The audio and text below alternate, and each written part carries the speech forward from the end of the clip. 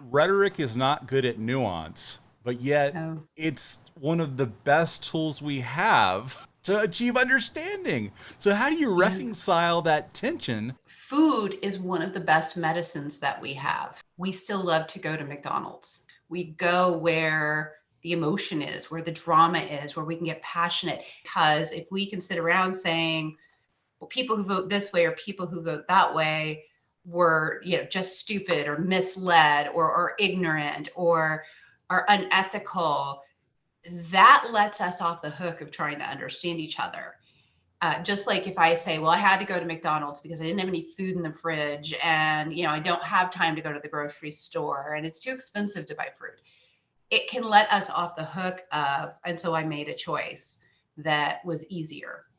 I'm not going to give you any answers. I'm going to give you questions, and those questions are uncomfortable and they're difficult.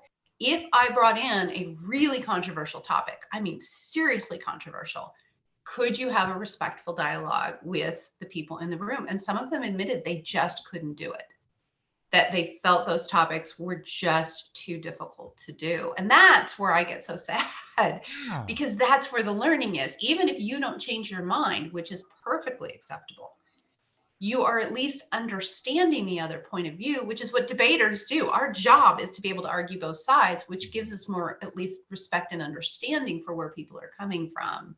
The amount of emotional separation and the amount of people who just shut down at the Yeah. first mention of an idea that they oppose has skyrocketed. And we've seen this in the political discourse too. The gap is creating a inability to have the important and difficult conversations we need for a functioning democracy. I think we talk more about feelings than ideas. We don't want to hurt people's feelings. That is absolutely never the case.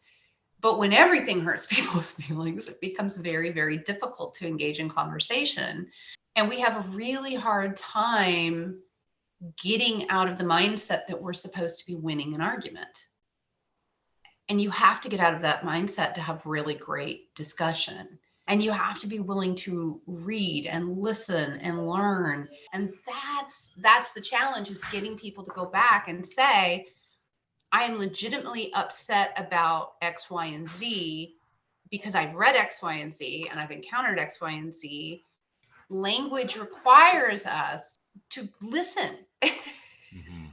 That's what rhetorical scholars do. We listen and we read and we watch and we pay attention, and then we get upset, right? We're still allowed to be upset. And a lot of times there's a lot to be upset about.